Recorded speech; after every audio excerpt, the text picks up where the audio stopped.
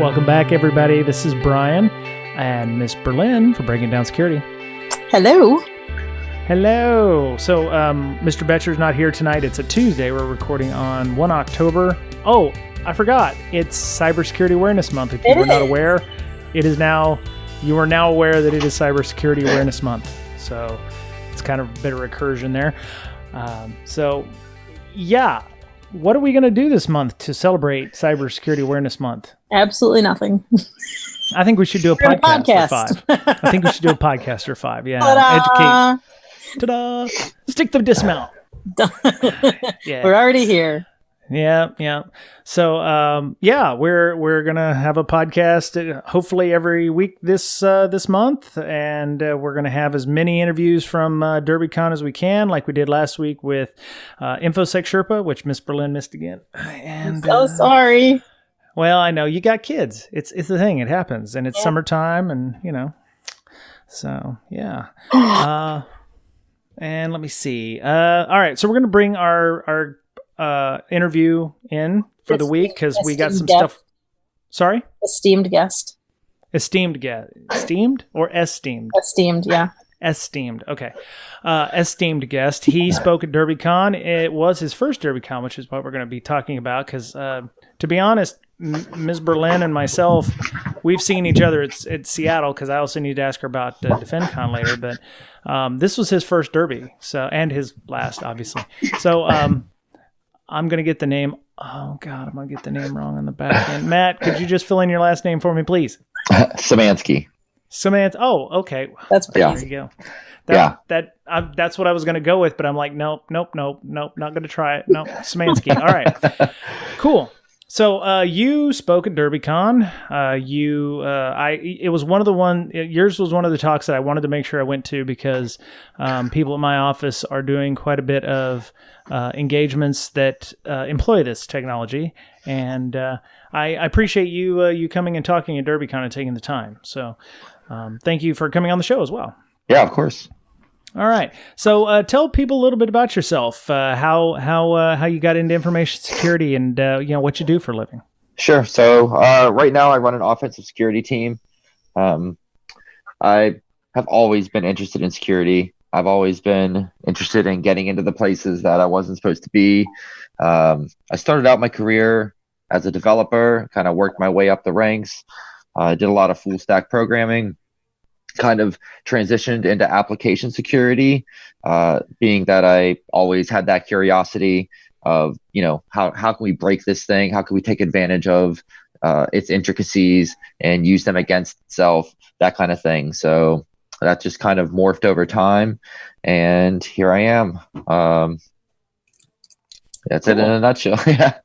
Yeah, right on. Okay, so you said you're an offensive security team. Is that different than a pen testing team or a red team type thing? So, is there any difference there? Sure. So we do both. We'll do some kind of red team operations. We do a lot of application pen testing, network pen testing, segmentation testing, some wireless stuff, that kind of thing. All of that kind of falls under the umbrella of offensive security. Okay. That sounds cool. Yeah. Yep. I just learned recently that red teaming and pen testing aren't the same thing because red teaming is you're supposed to be quiet. Right. Pen testing is you just run Nmap T5 and pray and spray and pray. So it's just interesting to hear the different terminologies that are out there being used. So sure. So you went to your first Derbycon as a speaker. I did. That's pretty awesome. What did you think about Derbycon as a whole? I was blown away. The community is amazing. That was pretty much the biggest takeaway that I got was just how great the community at Derbycon was. I felt included, and it was my first time.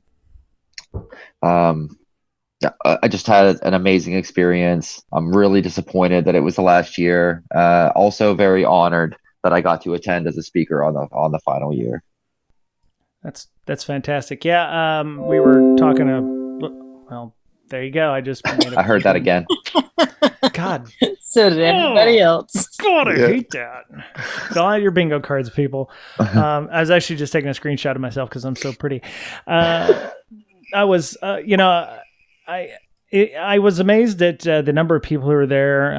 The fact that we can have that many people in one place and not have any major issues, and the spirit of camaraderie, which I don't think is going to be easily replaced. I'm trying to do that up here in the Pacific Northwest. I'd love to be the Derbycon of the West Coast, the Infosec Campout, but I don't know. That's a pretty tall order. Dave Kennedy and his Trusted Sec fam put on a great show. So, you're going to be at Texas Cyber Summit in a couple months. Yeah, the weekend after next. So it's actually October 12th is when I'm speaking. Okay, all right. So this will be going out hopefully today or tomorrow. So it'll be in about 10 days or so. Sure. So if you are at Texas Cyber Summit, go make sure you check out Matt's talk, and we're going to be talking a little bit about his talk here, but you'll be able to talk to him in person. So, Ms. Berlin, do you have any thoughts before we get started? No. Okay. All right. So the reason I wanted lots of thoughts, but I don't know about that are podcast related. Keep them PG. Okay. Anyway, yeah. Never mind then. I don't have any thoughts. Okay, cool. All right. So the reason we had you on was my company, Leviathan Security, does a lot of engagements, web-based engagements, and as a PM, I have to do external alignments and I have to talk to the customers and stuff. And some of the questions I get is, what is your technology stack? And the customer will come back and go, well, we're using Heroku and GraphQL, and they're using AWS with RDS and the PG SQLs and blah, blah, blah. And I understand a lot of those acronyms, but GraphQL was one that kind of threw me because I was like, I don't know exactly what that is. And unlike Heroku, where I just found out, we just throw our code up there and it runs it, and I was like, oh, okay, well that's pretty easy. I had to go do some research on GraphQL, and then I found your talk was accepted at Derby, and I was like, yes, I need to make sure I go see that. So I learned quite a bit, even though the audio quality was not the best. It's not the best, yeah. Definitely want to turn the sound up on that and ignore the buzzing in the background and the feedback. But from what I understand, that's pretty much what happens in a large room. Sometimes when there's not proper grounding. So maybe we could start off at the top and discuss what GraphQL is at a high level. Sure. So GraphQL is more or less a middleware that sits in between the client and the servers where your code would normally sit. So it was designed to replace REST architecture, where you would normally have to make a lot of different requests to a lot of different endpoints to load all the data that you need into, let's say, an administration dashboard. So GraphQL will allow you to make one single request and get a large amount of data in return by using a query language. So a lot of the benefits of that are decreased latency. So this was created by Facebook and released open source in 2015. Facebook, at the scale that they're running, every millisecond counts. So being able to, send one query and get all the data you need in a nice JSON structure to parse through is a huge win. Okay. JSON structure, huh? So key pairs, right? Key values. Key values. Sorry, not key pairs. Key value. And is it's always structured that way, or are there other ways that it can be rendered? No, that's the format that it uses out of the box. All right. So we in our show notes we have a link to slides. Actually, the slides I think that he created in PDF form. You can go and grab those off of our Google Drive and view them. So you can take screenshots and see what's going on. So a lot of companies use GraphQL, including Twitter in this case. I can understand the need for what kind of company would use this? I mean, other than Twitter and Facebook being somebody who would make a lot of requests at one time, where does it work best at? I mean, you can use it anywhere you would use a traditional REST API. Some of the companies that are using this are HackerOne actually has their own GraphQL implementation that is within scope of their own bug bounty program. GitHub uses it extensively for their API. which is a great use case. So in GitHub's case, there's a large array of data that you may want to access, and it's disparate. So using a REST architecture in that case, you're going to have to send a lot of different requests, wait till the responses come back, parse them based on those responses, send more requests to get more data. So being able to query all these disparate kind of, data sources on the back end held in maybe even completely different databases in one query is a perfect use case for GitHub to implement this. Right. Because it looks more efficient, right? Yeah, right. Exactly. It's more efficient, and you can condense everything down to a nice readable structure. The response that you get back is JSON, so it's easy to parse with JavaScript on the front end out of the box. It's a great technology. So it would, it's all in text, so that means it can be easily compressed as well, and it's fast. So sure, it's not a binary format. Okay. All right. So I'm just going down here through some of the slides here. So increased complexity equals more errors. So I'm looking at your architecture slide here, and it's got various different ways how REST works, and it looks overly complicated. There's multiple requests to multiple databases, whereas GraphQL is kind of a single arbitrary kind of connection. Right. So Google Chrome is going to have to send its request to an endpoint in a traditional REST architecture style. That request is going to be captured on the back end. It's going to do whatever it needs to do to gather that data, and then it's going to send it back to the client. Right. In the case of GraphQL, you're going to send a query to that GraphQL endpoint, and then GraphQL is going to parse that query out and pass that information down to resolver functions, which in turn gather the data that you need, just like you would in a traditional REST architecture. But all that data gets passed back up into GraphQL, and it packages it up nicely into one single response and sends it back to the client. Nice. Okay. I was just thinking out loud here. You talk about we all have problems. There's a new attack surface. You've got docs to read, large complex schemas, reverse engineering schemas to attack, and there's a lack of actual attack tools. Could GraphQL be used for amplification attacks or anything like that?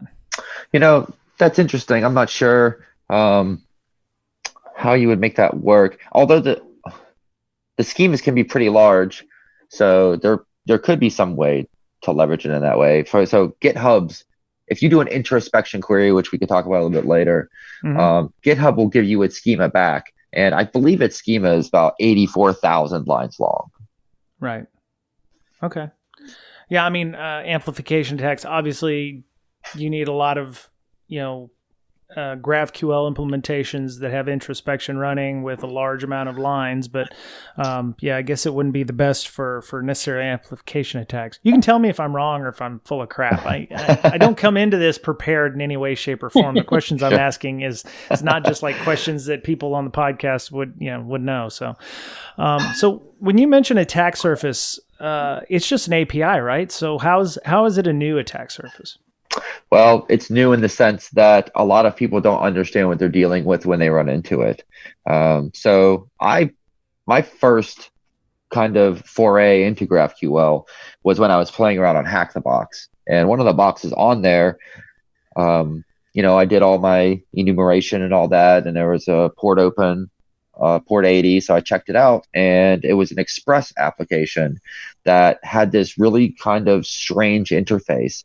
And it took me a while to kind of figure out that I had to send it this specially shaped request to start getting responses back. And from there, I kind of figured out that, there's this thing called an introspection query. And then there's this, that I can do that, and it'll tell me the schema. Then I can start breaking that down and sending more narrowed requests to get the data that I want out. And I started kind of just poking around and asking people that I knew. And most people had never even heard of it before. So I thought, there's got to be a lot of stuff out there using this if it's on a Hack the Box. Right. So I ended up finding out that there's tons of companies out there using this technology. And perhaps when during an engagement, they think they may actually be dealing with a REST API, because there's no dead set giveaway. It could easily be a REST API that accepts a JSON request and returns a JSON response. So there could be a lot of stuff behind there that they don't know that they're actually missing, which means you're not doing the engagement to the full potential that it could be done. So I'm really just trying to bring awareness that, this exists out here. Here's some good methodologies to use to test it so that we can make the internet a safer place. Right. Okay. So the API, the GraphQL has a specific format. Is it the same format for regardless of the implementation, or can you have different? Fields, or can you have different structures inside of the GraphQL implementation? So you create the schema on the back end using a type system that you can define for whatever data structures that you have. So it's fully customizable to however your existing backend data looks. There's no real default out of the box. You have to use this particular schema, which gives it a huge amount of flexibility as well. So it's another great advantage of using GraphQL is that flexibility that it gives you. Right. And I don't know, to equate it, it would be like a schema is like a style sheet for an HTML file or an XSL file for XML to render it or to give you an idea of what the data structure is. If you ever worked with a SOAP API at all, this is similar to a WSDL file where I send it there. The schema is basically, here's all of the objects and fields and some descriptions of those fields and what's in there that you have access to by sending queries, right? So it's, okay. I guess you could kind of loosely attribute it to if you were to dump all of the tables from a SQL database and look at all the different columns in each table, that's how you're going to know what's available for you to query against. Right. Okay. All right. That's cool. Is the implementation of it like by default insecure? Like, are there any? So that's the thing, is there's nothing actually wrong with GraphQL itself that I've been able to find. It's how the code is implemented on the other side of the GraphQL implementation that people don't maybe understand as they're implementing it, that out of the box, there is no authorization or authentication system built into it, right? Okay. So all of that's just left up to developers to figure out how to do. A lot of the server implementations have solutions for this built in, but again, they have to understand them and how to implement them correctly so that it's actually secure. So no authorization or authentication. So they're just hoping that developers will be able to call that properly. Sure. Yeah, that sounds like it might be kind of a problem there, or sure. Because all you need to do is get the right user, and you can, query whatever you want whenever you want. So sure, yeah. Right on. Okay. And there's the ever-present battle between the business wanting to move fast and hurry up and implement features, and so these developers are under pressure to get these features rolled out across each sprint. There may not be enough time in that particular organization to really understand this new technology to the level that they need to, especially with deeply nested schema structures or extremely complex data structures on the back end. It can be easy to miss things. Can you give me an example of what an extremely complex data structure would be? It's all text, right? It's all text, but something I've found interesting and had work occasionally is, let's say you have an object with some nested fields. Well, one of the neat features of GraphQL, if you've ever done any programming, you can kind of compare this to how an object in an object-oriented language works. Is I can have an object and then a bunch of parameters, but one of those parameters can also be another object. So that's the same thing in GraphQL. I can have an object with a bunch of fields, but one of those fields can also be another object. And then under that object, I can have more fields. And then under those fields can actually be an object. So if you have that can just basically go out. It's I don't know if there's a limit to it, a technical limit to it.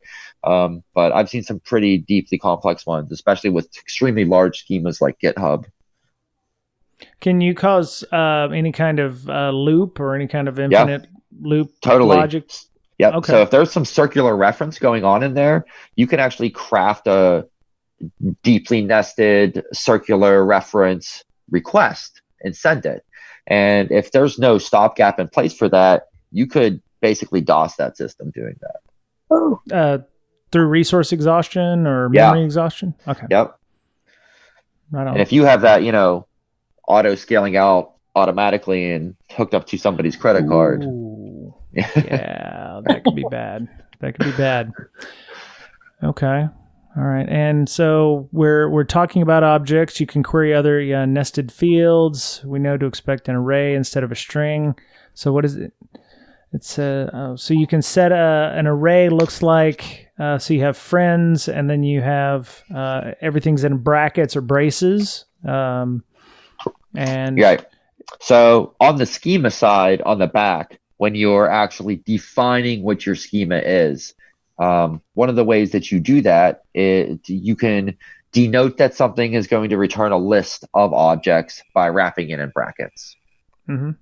So as you're reading through the schema from a not evil point of view, like, sometimes companies want to keep their schema available to everybody so that people can integrate with their product set.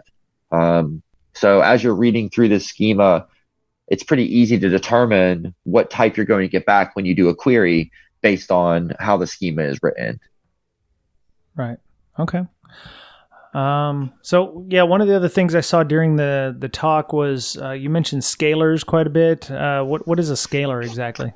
So a scalar is kind of like a primitive. So it's going to be like a string or integer or something like that. So it just defines what the value is going to be that you're about to get? Yeah, what type the value is going to be, right? Okay.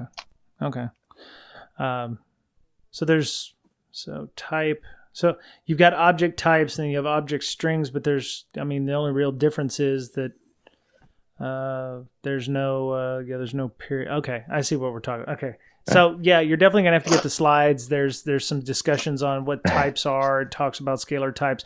So you have non-nullable scalars values, sure. or so arrays? If there's an exclamation point next to the type declaration, that means that you can always expect a result back because it's basically a required field at that point. Mm-hmm. Now, the interesting thing about scalars is it comes with some prepackaged scalars for you to use out of the box, all the basic stuff. But it also has the flexibility to let you implement your own custom scalar types. And when you do that, like let's say JSON, right? You have to implement your own validation logic for that also. So that's another area where if you're reading through a schema and you notice that, hey, this field has a scalar type that's non-default, maybe you want to poke a little bit harder at that to see if you can bypass their validation logic on that because it's going to be custom. Right. Okay. I'm looking up something here. So one of the other things that I saw when you were in your slides, you mentioned defines how the type should be serialized, deserialized, and validated. So there were, I don't know, about a year and a half ago, there were a bunch of vulnerabilities dealing with Java deserialization. Sure. Does this also suffer from that kind of issue? So I guess that would depend on the actual GraphQL server implementation itself and what methods it's using to deserialize the data. But serialization and deserialization vulnerabilities are not new. They've been around for a long time. They continue to find them because serializing and deserializing thing is a complex process. And anytime there's something complex, there's, higher chance of you finding a vulnerability in it. Right. And deserializing data in this case, maybe you could explain that to me as why that's a vulnerability? Yeah, so it can get kind of complex, but in a nutshell, serializing is changing it into a format that can be more easily transmitted, right? So when it gets onto the back end, it's got to unpack that data back into its original format or into some kind of format that particular backend application can read. Maybe it's a native object of that particular type of programming language.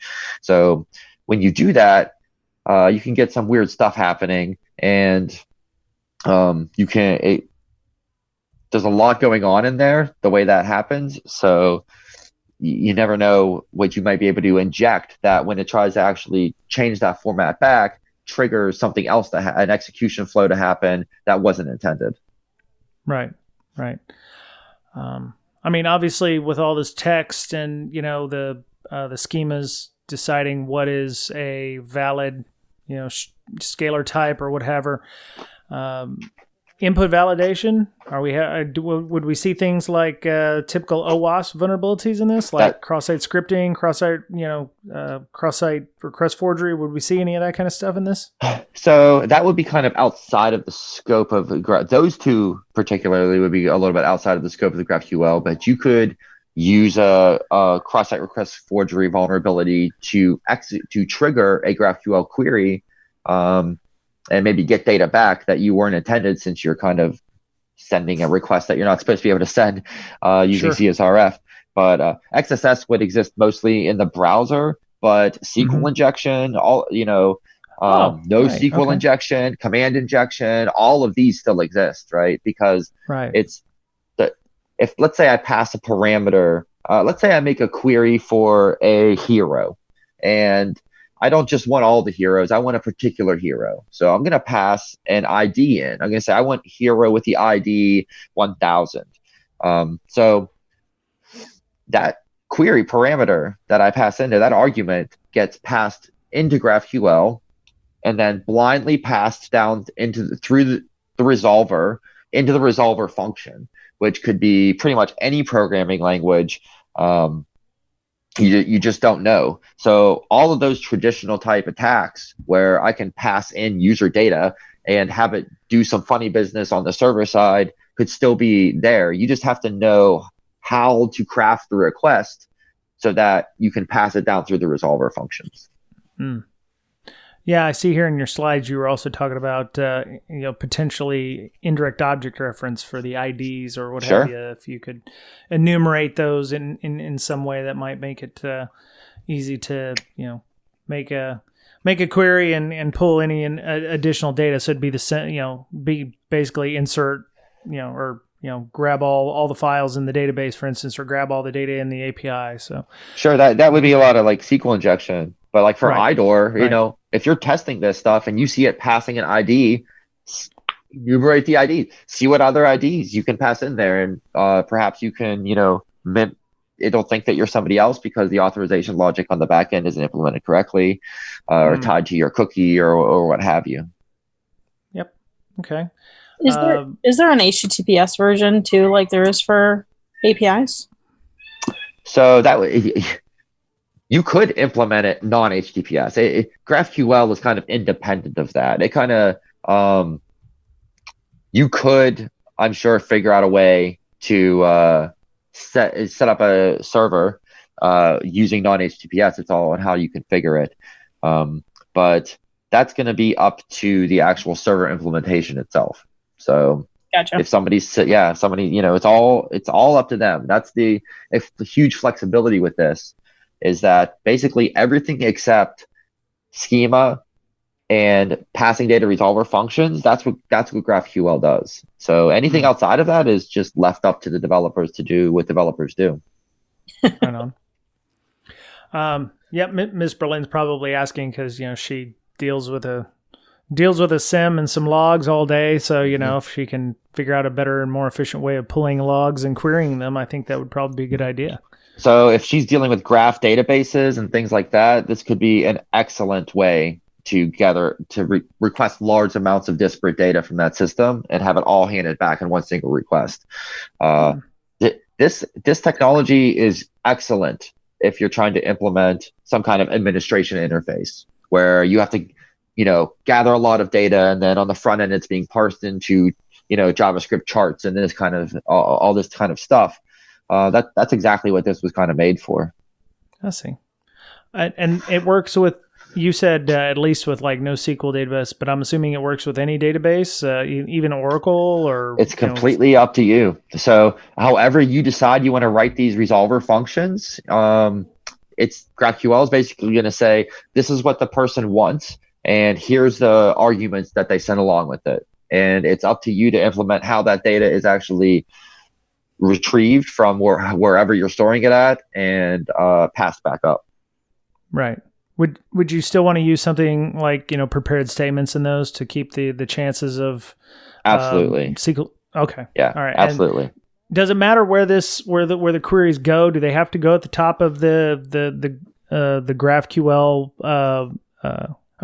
Where does the query end up in the structure here?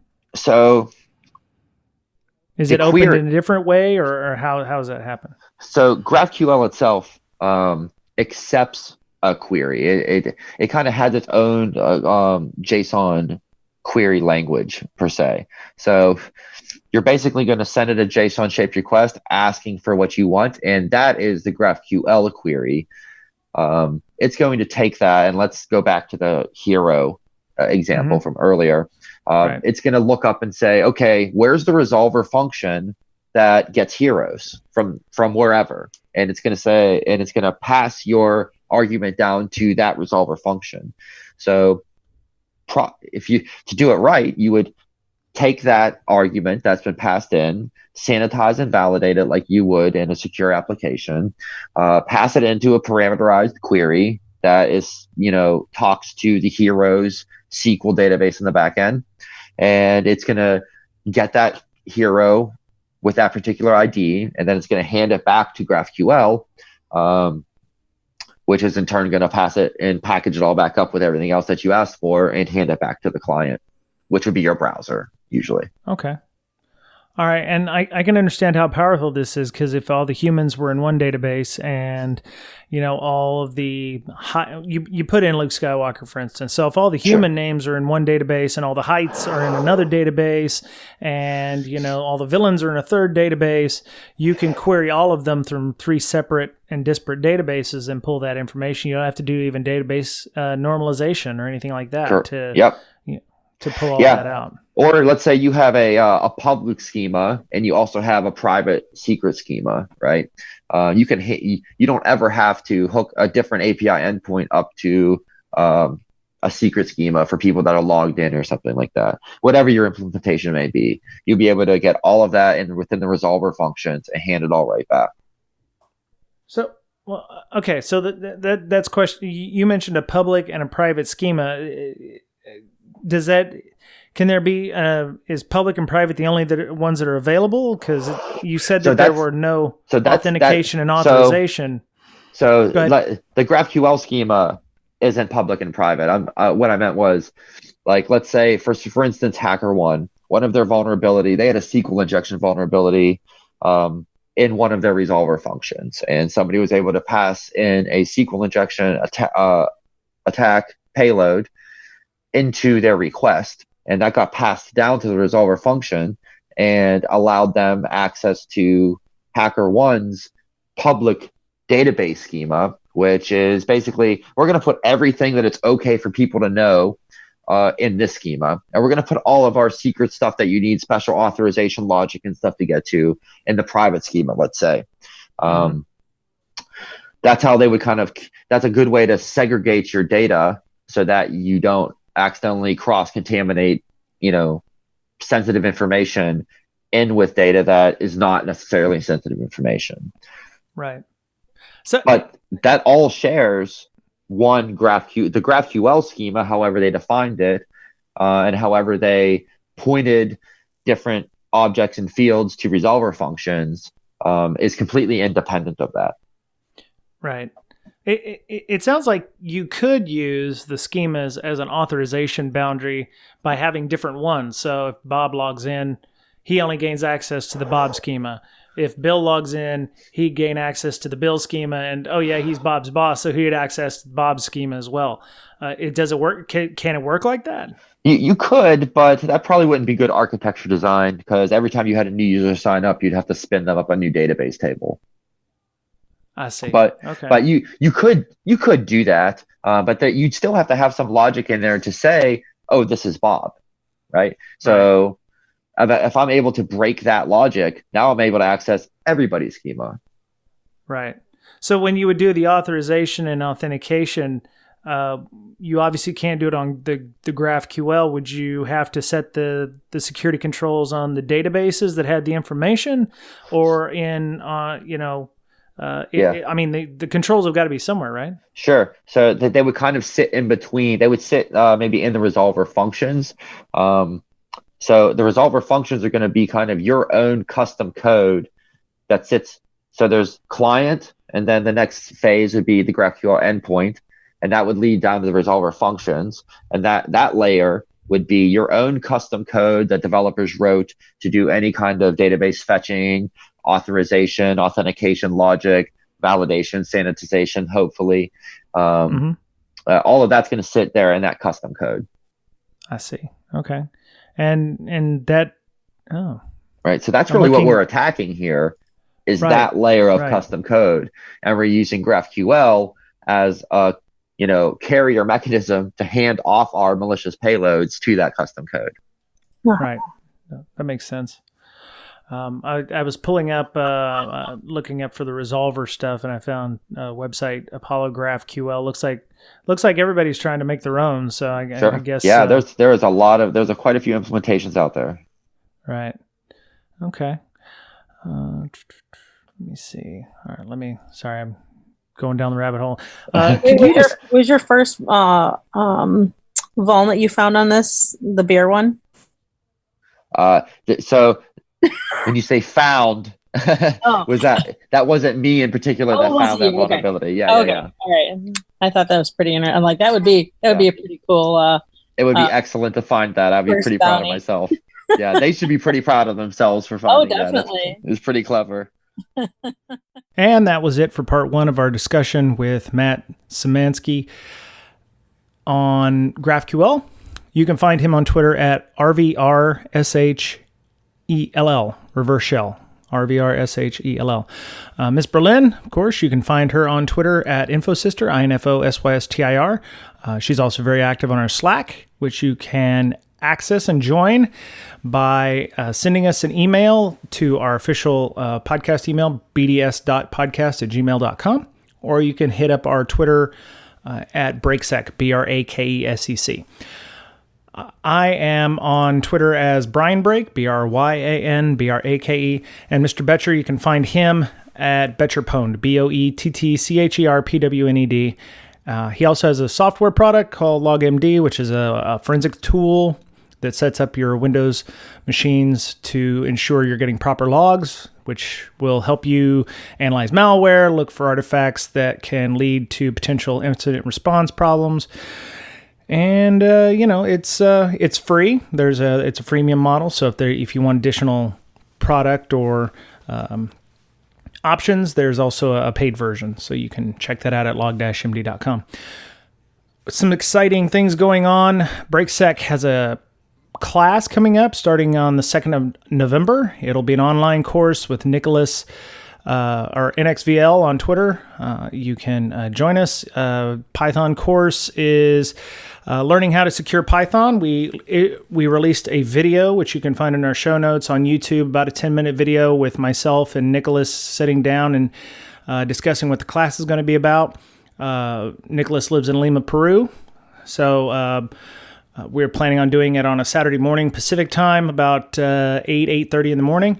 Which will allow pretty much everybody except, unfortunately, the Asia Pacific region. But we're not recording this, so I'm hoping that Nicholas will be able to do another class, say an evening class for us, which would allow the rest of the world to get a hold of it. If you're interested, you can go to brakesec.com/Brakesec Python class. That's all one word, brakesec.com/Brakesec Python class. Also, before we go, I'd like to send some appreciation to some new Patreon supporters, Josh P. and David G. Thank you for donating to our Patreon. They are helping us with just the time and effort to build a community. They help us pay for our Zoom and hosting fees each month, as well as making sure that we can continue putting out the podcast on a weekly basis. So I appreciate Josh and David for doing that. We also have a TPub if you don't want to sign up for a Patreon or a PayPal to send us any tips.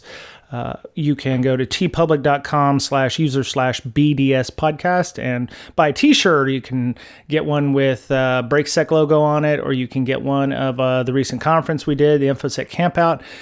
We actually still have the t-shirt with Miss Berlin's face on it.